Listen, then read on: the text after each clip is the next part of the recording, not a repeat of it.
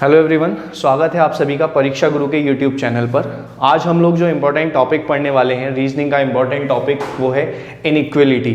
SSC का exam हो, banking का एग्जाम हो या कोई भी गवर्नमेंट एग्जाम हो, गवर्नमेंट एग्जाम के पर्सपेक्टिव से ये टॉपिक रीजनिंग में बहुत ही इंपॉर्टेंट है और सबसे कम टाइम लेता है सॉल्व होने में। सबसे मजे की बात ये है, इनइक्वलिटी के अगर आपके कॉन्सेप्ट क्लियर हो जाते हैं तो विद इन आप 3 सेकंड के अंदर अंदर क्वेश्चन को सॉल्व कर सकते हैं। इनइक्वलिटी के दो तरह की इनइक्वलिटी एग्जाम में आपको देखने के लिए मिलेगी, जो आज हम डिस्कस करने वाले हैं, और एक हम नेक्स्ट वीडियो में डिस्कस करेंगे, वो है कोडेड इनइक्वलिटी। तो पहले चलते हैं इनइक्वलिटी के बेसिक कॉन्सेप्ट पर, बेसिक क्वेश्चन के टाइप पर कि किस तरह का क्वेश्चन आता है। तो चलिए स्टार्ट करते हैं टॉपिक हमारा इनइक्वलिटी। सबसे पहले अगर मैं बात करूं इनइक्वलिटी के क्वेश्चन में हमें कुछ स्टेटमेंट दिए होंगे, ठीक है। मैं फिलहाल एक सिंगल स्टेटमेंट लिख रहा हूं क्वेश्चन के पैटर्न को समझाने के पर्पज से। तो देखिएगा वो क्या होगा, इस तरह से क्वेश्चन लिखा होगा, A is greater than B, greater than equals to C, equals to D, less than E, less than equals to F. मैंने इसको थोड़ा सा स्टेटमेंट को लेंदी किया है ताकि आपको कॉन्सेप्ट समझ में आए कि क्या क्या चीजें हम इसमें यूज करते हैं। देखिए इन सिंबल्स को देखिएगा जरा, ये सिंबल जाने पे जाने से सिंबल होंगे, कोई इसमें बहुत कुछ समझाने की चीज नहीं है। क्या है ये, A is greater than B, B is greater than और equals to C, C is equals to D, D is less than E and E is less than equals to F.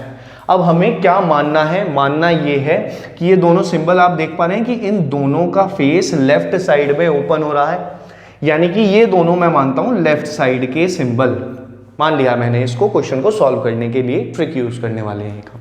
ये दोनों लेफ्ट साइड के हैं तो इन दोनों का face कहां open हो रहा है, राइट साइड में ओपन हो रहा है, तो इन दोनों को मैं मान लूंगा कि ये राइट साइड के सिंबल हैं। ये दोनों सेम डायरेक्शन के सिंबल है राइट साइड, ये दोनों सेम डायरेक्शन के सिंबल हैं और ये है left side symbol. Equals to को आप दोनों में काउंट कर सकते हैं, लेफ्ट में भी और राइट में भी। तो देखिएगा क्या होगा, नेक्स्ट चीज दी होगी आपको कंक्लूजन्स। क्वेश्चन में दो या दो से ज्यादा कंक्लूजन हो सकते हैं। जैसे अगर मैं पहले कंक्लूजन को अगर मैं लिखना चाहूं यहां पर, फॉर एग्जांपल ये लिखा होगा a is greater than d, और दूसरा मैं लिख देता हूं b is less than equals to e। कुछ भी लिखा हो सकता है, दो एलिमेंट के बीच में रिलेशन पूछेगा और ऑप्शंस में आपसे ये पूछेगा कि इन दोनों स्टेटमेंट में से कौन सा इन दोनों कंक्लूजन में से कौन सा इस स्टेटमेंट को फॉलो कर रहा है, ये आपसे पूछेगा यहां पर। तो उसको चेक करने के लिए मैंने बताया 3 सेकंड में करना है, तो 3 सेकंड में ही करेंगे, उससे भी पहले करेंगे, विद इन सेकंड्स क्वेश्चन होंगे। देखिएगा जरा कैसे उसे सॉल्व करना है। आपको सिर्फ इस कंक्लूजन में, जो कंक्लूजन दे रखा है, देखना है कि एलिमेंट क्या क्या दे रखे हैं। एलिमेंट क्या क्या दे रखे हैं, ए और डी। देखिएगा जरा यहां पर मैं इसको स्टेटमेंट को दोबारा लिख देता हूं, जरा यहां पर थोड़ा सा ऊपर कर यहां लिख देते हैं, A is greater than B, greater than equals to C, equals to D. आगे लिखना चाहें लिख लेते हैं, कोई आवश्यकता नहीं है। आवश्यकता क्यों नहीं है, जरा देखिएगा। इस कंक्लूजन में मुझे ए और डी के बीच में रिलेशन फाइंड करना है कि ये रिलेशन ठीक लिखा है या नहीं। तो देखिए ए से डी तक मैं क्या चेक करूंगा, सिर्फ ए से डी के बीच में आने वाले जो सिंबल्स हैं, देख रहे हैं, एक ये सिंबल है, एक ये सिंबल है और एक ये सिंबल है। ए से डी तक जितने भी सिंबल आ रहे हैं, केवल उन सिंबल्स पर फोकस रखना है कि सिंबल कौन कौन से आ रहे हैं। ए से लेकर डी तक 3 सिंबल आ रहे हैं। अब इन सिंबल से हम कैसे आइडेंटिफाई करेंगे कि रिलेशन एक्चुअल में है क्या। देखिए कैसे फाइंड करना है। अगर ए से लेकर डी के बीच में सिंबल की डायरेक्शन कहीं पर भी चेंज हो जाए, चाहे वो 1 बार हो, 2 बार हो या 10 बार हो, 1 बार भी अगर चेंज हुई है डायरेक्शन, तो इन दोनों के बीच में कोई यूनिक रिलेशन आप आइडेंटिफाई नहीं कर पाएंगे। नहीं कर पाएंगे का देखिएगा क्या मतलब है। जैसे अभी मैं इसको छोड़ रहा हूं, एक कंक्लूजन को छोड़ते हैं, इस पर आते हैं। बी से ई के बीच में अगर मैं आइडेंटिफाई करूं कि रिलेशन एक्चुअल में है क्या, तो देखिएगा जरा यहां बी से ई के बीच में जो सिंबल आए हैं मैं केवल उन पर फोकस करूंगा, एलिमेंट को और किसी को बीच में नहीं देखना है। तो देखिएगा जरा, ये जो सिंबल आए हैं, 3 सिंबल हैं बी से ई के बीच में, ये सिंबल कौन सी साइड का है, लेफ्ट साइड। यहां पर मैंने बताया राइट साइड लेफ्ट साइड क्या है, ये लेफ्ट साइड का सिंबल है और ये राइट साइड में ओपन हो रहा है सिंबल, ठीक है, ओपन हो रहा है, फेस की डायरेक्शन के अकॉर्डिंग है, ये लेफ्ट साइड में ओपन, ये राइट साइड में ओपन, यानी कि बी से ई तक जाने में सिंबल की डायरेक्शन चेंज हुई है तो इन दोनों के बीच में अगर डायरेक्शन चेंज है तो उस केस में आप इनके बीच में एक यूनिक रिलेशन को आइडेंटिफाई नहीं कर सकते। No unique relation can be identified, यानी कि कहा नहीं जा सकता कि कौन सा एलिमेंट बड़ा है कौन सा एलिमेंट छोटा है। तीनों रिलेशन एग्जिस्ट कर सकते हैं, यानी कि बी ई से बड़ा भी हो सकता है, बराबर भी हो सकता है और छोटा भी। तो ये कहना गलत होगा कि छोटा या बराबर है, बड़ा भी तो हो सकता है, यानी कि ये कंक्लूजन 100% गलत दे रखा है। पहले केवल इसी कॉन्सेप्ट को समझना है कि अगर डायरेक्शन चेंज हो रही है सिंबल्स की बीच में तो क्या होगा, no unique relation can be identified. जैसे एक और फटाफट एग्जांपल से समझते हैं बहुत जल्दी से। तो हम अगर बात करते हैं एक और रिलेशन की कि ये इस तरह से लिखा है a less than b less than c greater than equals to d लिखा है। इसी कॉन्सेप्ट पर चर्चा करते हैं। When there is a direction change of symbols between two elements. जैसे अगर मुझे ये पता लगाना है कि a और d के बीच में ये रिलेशन ठीक है या नहीं, या ये पता लगाना है कि ये रिलेशन ठीक है या नहीं, तो कैसे आइडेंटिफाई करेंगे। a से d के बीच में सिंबल्स को देखिएगा, केवल सिंबल्स को, सारे सिंबल देखने हैं। ये सिंबल कौन सी साइड का है, राइट साइड। ये सिंबल भी कौन सी साइड का है, राइट साइड। और ये सिंबल कौन सी साइड का है, लेफ्ट साइड। जैसे ही डायरेक्शन चेंज हुई, इसका मतलब A से D तक पहुंचने में आपको यूनिक रिलेशन आइडेंटिफाई करने में प्रॉब्लम होगी। यानी कि A D से छोटा भी हो सकता है, A D से बड़ा भी हो सकता है और A D के बराबर भी हो सकता है। आप ये नहीं कहेंगे कि केवल A D से छोटा है, यानी कि ये कंक्लूजन गलत हो जाएगा। ये भी नहीं कह सकते कि बड़ा है, बराबर भी तो हो सकता है। तो इसीलिए ये दोनों ही कंक्लूजन क्या है, गलत है, क्योंकि कहा नहीं जा सकता कि यही सही है या नहीं। इक्वल टू की भी एक कंडीशन एग्जिस्ट करती है। अब क्या होगा इन केस कि अगर डायरेक्शन सेम हो जाए, जैसा कि पहला कंक्लूजन था हमारा ये, इसमें A से D के बीच में सिंबल आपको दिख रहे हैं, ये सेम डायरेक्शन, इसे कहीं भी मान सकते हैं आप, लेफ्ट में भी है, ये राइट में भी है, ये भी लेफ्ट साइड में ओपन हो रहा है, ये भी लेफ्ट साइड में ओपन हो रहा है, और ये हम लेफ्ट में मान सकते हैं बिल्कुल। तो A से D के बीच में जब सिंबल की डायरेक्शन सेम हो जाए, उस केस में आपको क्या करना है, देखिएगा जरा। उस केस में एक प्रायोरिटी का ऑर्डर है, यानी कि कौन से चिन्ह को प्राथमिकता देनी है उसका ऑर्डर समझ लीजिए जरा क्या है। जैसे अगर मैं इसकी बात करूं, सेम डायरेक्शन के चिन्ह कौन कौन से होंगे, ये होंगे, देखिएगा, लेस देन इक्वल्स टू और इक्वल्स टू। इसके अलावा कोई चौथा सिंबल लेफ्ट साइड की डायरेक्शन में हम काउंट नहीं कर सकते।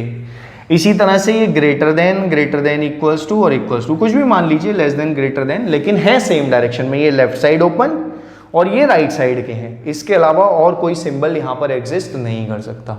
तो अगर ये तीन सिंबल मिल रहे हैं मुझे, या तीनों में से कोई दो मिल रहा है या एक ही तरह के मिल रहे हैं, तो प्रायोरिटी का सीक्वेंस ये रखना है। ठीक है, पहले इतनी वैल्यू को समझते हैं। दूसरी प्रायोरिटी भी मैं लिख देता हूं, लेकिन इसको बाद में हम क्वेश्चन के थ्रू समझेंगे जरा क्या है। जैसे ये पहले वाले क्वेश्चन में, इस क्वेश्चन में हमारे पास ये वाले सिंबल हैं, ये पहला वाला पार्ट है। इसमें देखिए कौन सा सिंबल मौजूद है, ये पहला वाला, पहले नंबर वाला मौजूद है। पहले तो डायरेक्शन देखनी है। अगर डायरेक्शन सेम है और इस डायरेक्शन के बीच में इन तीनों में से अगर ये सिंबल मौजूद है तो यही रिलेशन होगा। बाकी सिंबल्स को हम एलिमिनेट मान लेते हैं कि ये रिलेशन पर कोई भी प्रभाव नहीं डालेंगे। अगर ये है तो सबसे बड़ा सिंबल यही है, यही रिलेशन एग्जिस्ट करेगा। तो A और D के बीच में क्या रिलेशन होगा, A is greater than D। क्या यही लिखा है कंक्लूजन में यहां पर, A is greater than D? बिल्कुल हाँ, यही लिखा है, ठीक है बिल्कुल।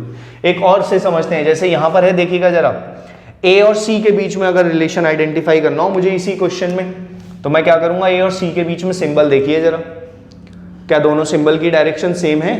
बिल्कुल सेम है, और दोनों ही सिंबल एक से हैं और प्रायोरिटी वाले हैं। देखिएगा जरा, सबसे पहले इसी सिंबल को प्रायोरिटी दी जाती है। प्रायोरिटी याद ना रहे तो देखिएगा क्या तरीका है। फॉर एग्जाम्पल, मैंने इसको मान लिया कि ये एक स्कूल में प्रिंसिपल है, तो सबसे पहले प्रिंसिपल आएगा स्कूल में, अथॉरिटी प्रिंसिपल के पास होगी। किन में से, अगर प्रिंसिपल, टीचर और स्टूडेंट अगर आप मान ले तो। भाई ये मानिए, देखिए जैसे इस क्वेश्चन में है, मैं इसको थोड़ा सा दोबारा लिखने की कोशिश करता हूँ। ये इस तरह से पहले डायरेक्शन देखनी है, अगर डिफरेंट है तो कोई रिलेशन यूनिक नहीं है, और अगर सेम डायरेक्शन है तो देखिए ये कौन है, प्रिंसिपल, ये कौन है, टीचर, और ये कौन है, स्टूडेंट। अब तीनों लोग मौजूद हैं बीच में, समझो एक चेयर खाली है, 3 लोग खड़े हैं, प्रिंसिपल भी है, टीचर भी है और स्टूडेंट भी है, कौन बैठेगा उस चेयर पर, ऑब्वियस प्रिंसिपल, अथॉरिटी के अकॉर्डिंग, है ना। तो क्या होगा कि प्रिंसिपल वाला रिलेशन अगर होगा A is greater than D, ठीक होगा, बाकी सारे रिलेशन गलत हो जाएंगे। ऐसे यहां पर देखिएगा जरा, A और C के बीच में ये कौन है, प्रिंसिपल, ये भी कौन है, प्रिंसिपल। अब जो दोनों ही प्रिंसिपल हैं तो कोई भी बैठ सकता है दोनों में से। यहां मैं फिर से कह रहा हूं कि डायरेक्शन सेम है तभी ये कॉन्सेप्ट लगेगा। इन केस अगर मैं यहां पर डायरेक्शन को चेंज कर ये कर दूं तो A और C के बीच में डायरेक्शन चेंज हो गई, तो इनके बीच में कोई भी रिलेशन आइडेंटिफाई नहीं किया जा सकता।